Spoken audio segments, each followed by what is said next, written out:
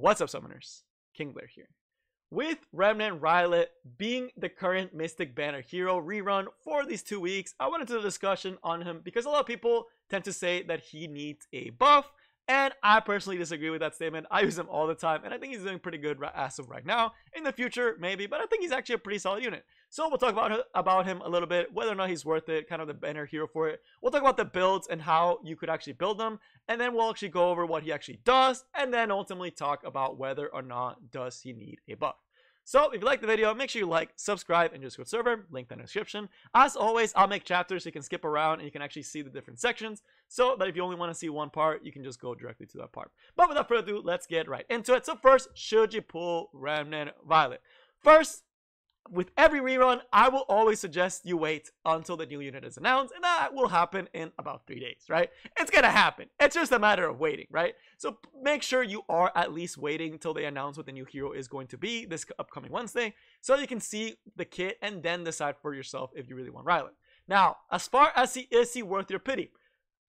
Having used him, it's not a unit that if you don't have will hurt you. Right, so it's one of those units that it's more for the fun factor. Think of something like Cecilene, right, where she's good in her own right, but she's not a unit that if you don't have her, it's the end of the world, right? She's not like a Beline or an Arabi that's a must pull type unit, or like even like a Strasse, right? Like those units are like very, very good at their own niche and what they do, and they're definitely worth your pity.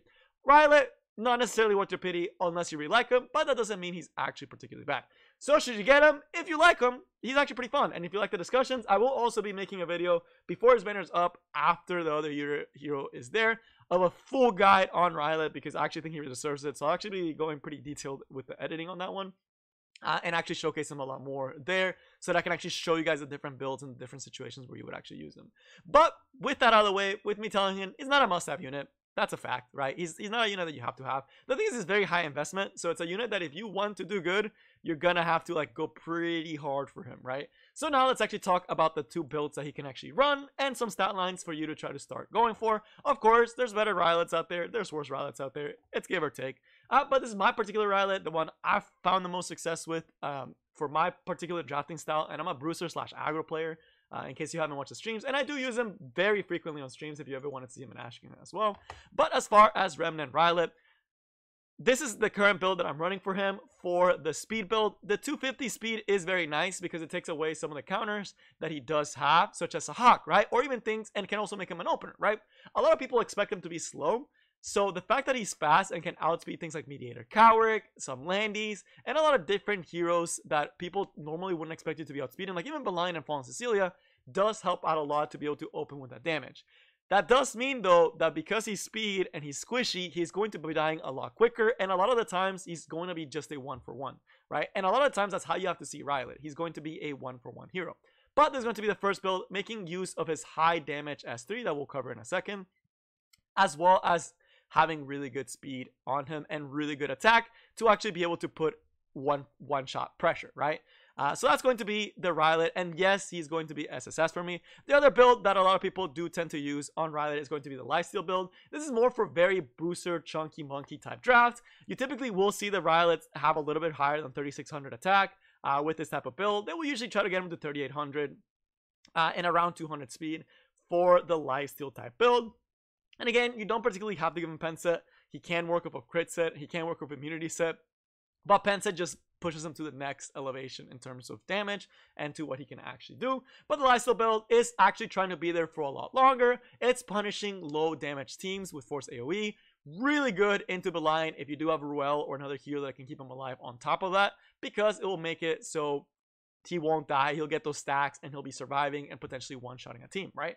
So this is the second build. He does lose to Sahak with this build. Fallen Cecilia is, a lot of Fallen Cecilias are going to be outspeeding him with this build. A lot of Mediator Cowrick's going to be outspeeding him with this build. He will get cycled a lot more, but you're doing about the same damage as a speed Riolet, but you're actually sticking to the board for a much longer time, right? So it's 2 different builds. I personally like the speed one better, but the Lifesteal one also does work. And of course, the artifact, Shepherd of the Hollow, is the best in slot.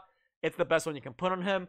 Violet Talisman works on speed Riolet, not so good for slow Riolet. For slow Riolet, Moonlight Dreamblade also does work. For speed Riolet, you do need Shepherd of the Hollow or Violet Talisman, or you can't really make him work the way he's supposed to. Bloodshot for the Hollow, of course, being the best for both. Moonlight Dreamblade working good for the lifesteal. But now that we got all the build out of the way, let's actually talk about what he's supposed to do with his kit. And I kind of been mentioning, and then why people think he needs to get buffed and why I don't think he needs to get buffed.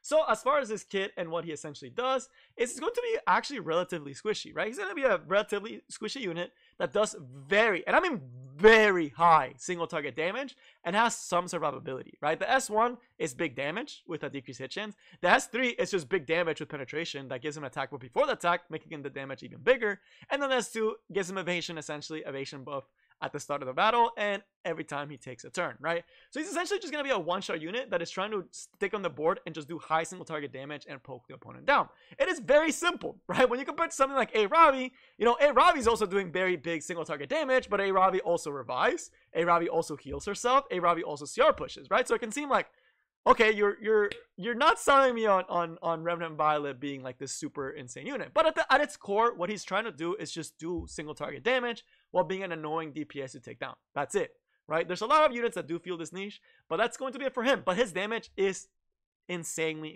high. So what units counter him and what has that cause for people to want to buff him, right? So the big thing and his biggest meta threat is actually going to be two units actually. First is going to be Angel Light Angelica. There is no work around this unit. If your opponent gets Angel Light Angelica and you have your Remnant Riolet, you are pretty much losing. You have to ban this unit, right? It's a force ban hero. Why? He takes off your evasion, doesn't let you do attack buff, doesn't let you do S3, so you're not doing big damage, you're squishy, you're not evading, you're dying, you're losing the game, right?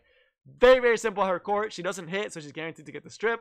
By the same extent, a unit that also just does way too good into him is going to be none other than Sea Lilius, right? So Sea Lilius, when we actually get to her, she also does an non-attack skill that can strip him, break his attack, make him do no damage, provoke him down, stop him from doing damage, let you deal with him pretty easily, and let Riolet not do what he's doing. So now you maybe still be thinking, man, Clean Blair, you're really making me not want to pull this unit, right? Because you're telling me both these units that are super meta are gonna be his biggest counters, right? And super insane. And he also doesn't have the best matchup into things like Rimuru, right? Because Rimuru can steal the evasion. So now with these three big mega threats, you could say, okay, he's useless. But in a video that I actually never released, we actually talk about why that doesn't necessarily always matter. And the reason why is because you yourself can pick the units. Last picks exist. For Arena, you can pick the situations you pick them in. And last but definitely not least, he also does good against other meta threats. And a lot of people tend to hyper focus on his counters and don't take into consideration his synergies as well as his positive matchups. A lot of people lose to A Ravi, right? A Ravi is a threat for a lot of people. She's probably the biggest meta unit right now. Everyone picks A Ravi. Whether you're cleaving, whether you're bruising, you're picking A Ravi. And she's very hard to kill, right? And she does a lot of damage. Well, this is where Riolet comes in. Why? Because Riolet S3 can actually almost one-shot her, if not one-shot her if they have no mitigation. And on top of all that, she has a 30% chance to hit. If she doesn't hit, she doesn't get the kill. She wastes her S3, you win the game, right? And it's particularly true for Lifesteal Riolet.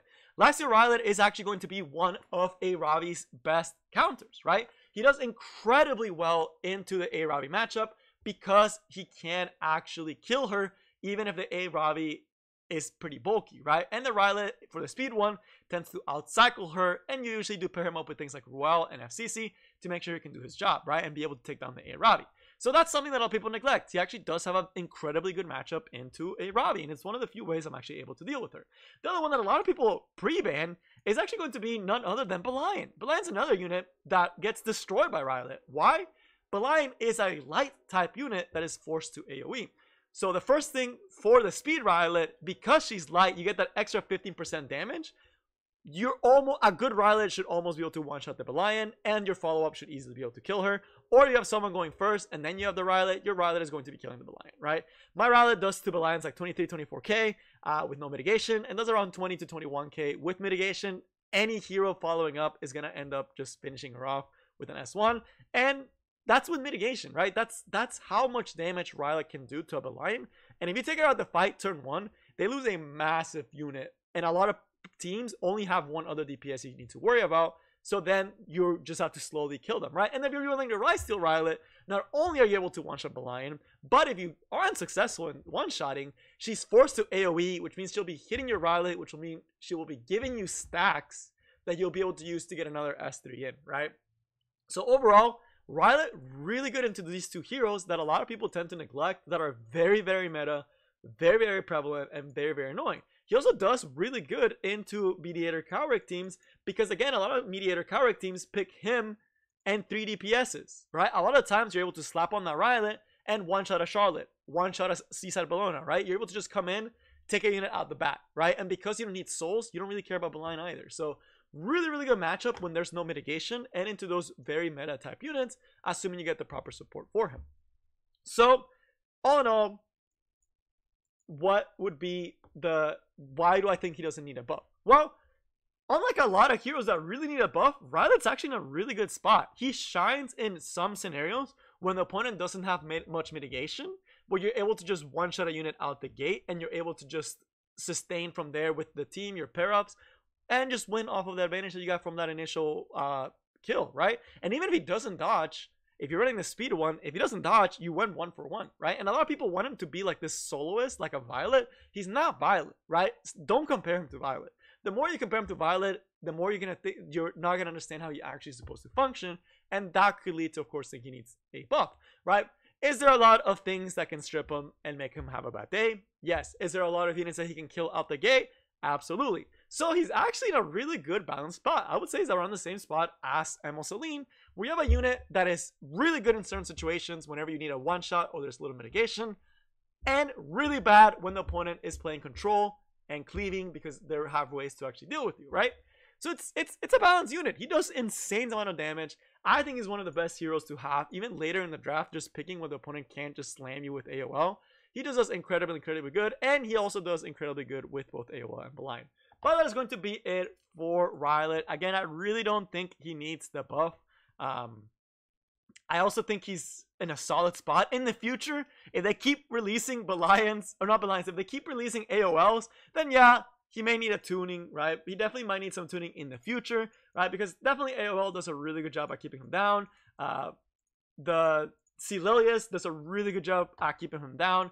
And there's definitely, if they keep releasing units like this, then yes, he might need a little tweak. But as of right now, he's actually in a really solid spot. So, to summarize everything, should you pull for him only if what I said sounds fun to you, only if you're playing aggro, only if you have the gear and you're willing to invest. He's a very high investment unit with medium reward, right? So it's something that you'll have to put imprints on him. You'll have to get him top of the line gear to make him be able to do his job properly. And to a lot of people, that's not going to be worth it. But that's going to be all I have for you guys today. I hope you enjoyed, and I will see you next time. Peace.